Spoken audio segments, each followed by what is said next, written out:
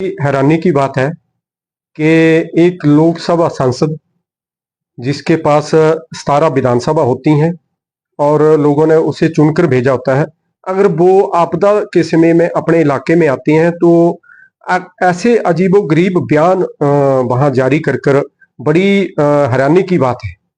और बड़ी साथ में बड़ी हैरानी की बात यह है कि उनके साथ पूर्व में मुख्यमंत्री जिन्होंने 5 साल प्रदेश की जनता की सेवा की, जनता के काम आए, जनता के लिए वहां खड़े रहे, और वो ऐसा बयान देती हैं कि वो एक विधानसभा के विधायक हैं।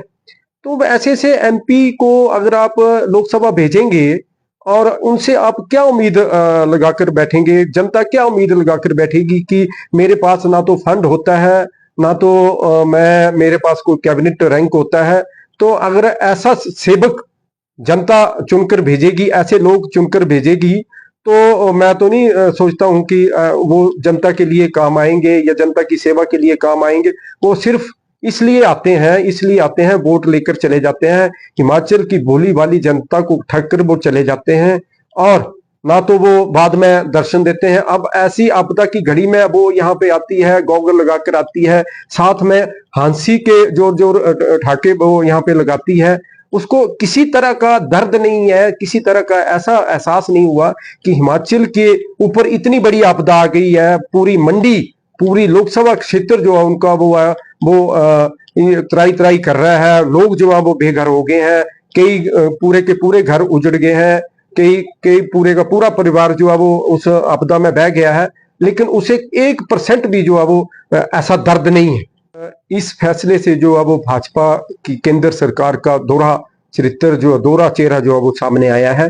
एक तरफ तो मोदी जी कहते थे कि मैं किसानों की जो आय है, वो बागवानों की जो आय है वो दुगनी कर देंगे, लेकिन ऐसे फैसले से जो अमेरिका से जो सेब आता था उसके ऊपर जो आयात शुल्क जो खत्म कर दिया है केंद्र सरकार ने, वो भी ये जो है वो किसान विरोधी और बागवानी विरोधी जो है वो भाजपा ये सामने है। दूसरी तरफ हिमाचल प्रदेश के जो मुख्यमंत्री ठाकुर सुखविंदर सिंह सुक्खू जी हैं, वो हर समय जो है वो किसानों की आय दुगनी करने के लिए फैसले ले रहे हैं, नीतियां बना रहे हैं कि किसान जो है वो आत्मनिर्भर हो, हिमाचल प्रदेश जो है वो आत्मनिर्भर हो, और साथ में वो हर किस्म का जो है वो समर्थन मूल्य दे रहे हैं। दूसरी तरफ जो है वो उन्होंने बागबानों के ऊपर भी जी वो हर तरह से कोशिश कर रहे हैं माननीय सुखविंदर सिंह सुक्खू जी। लेकिन केंद्र सरकार का जो ये फैसला है, ये किसानों और बागबानों के प्रति जो है वो बड़ा ही दुर्भाग्यपूर्ण है कि हिमाचल का जो सेब, जो पूरे देश का जो सेब है, उसका उत्पादन जो 50% जो हिमाचल में होता है, और अब जो है वो सेब जो है हिमाचल का वो सस्ते दाम में बिकने जा रहा है। तो मैं तो कहता हूं कि ये फैसला जो है वो मोदी सरकार को वापस लेना चाहिए। जो आयात शुल्क जो उन्होंने कम कर दिया है, इसको जो है वो वापस लेकर जो हिमाचल प्रदेश के जो बागवानों को है उसको राहत पहुंचे।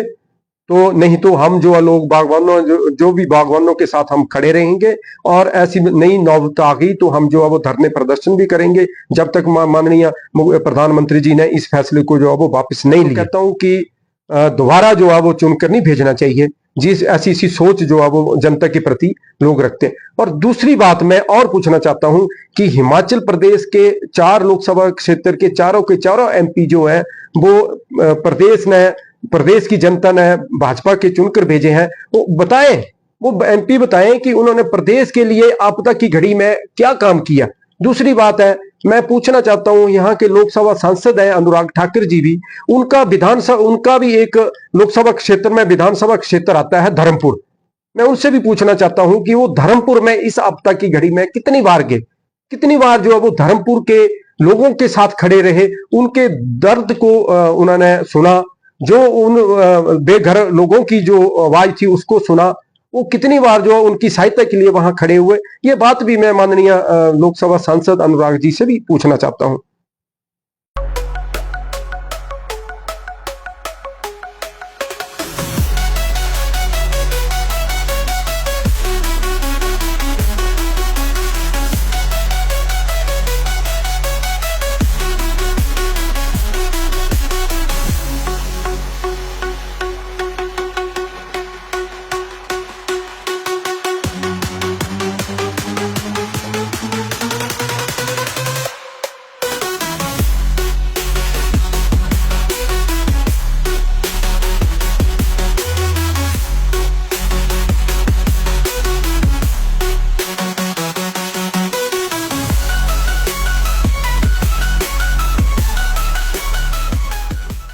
त्योहार के इस सुहाने सीजन में गोयल मोटर्स नेटवर्क की सोलन और शिमला स्थित नेक्सा शोरूम में पाई इंडिया की सबसे पसंदीदा गाड़ियों पर खास ऑफर। इग्निस, बिलेनो, फ्रॉन्स, जिम्नी और ग्रैंड विटारा जैसी शानदार गाड़ियों को खरीदने का साल का सबसे बेहतर वक्त। नेक्सा का खास ब्लैक एडिशन उपलब्ध है।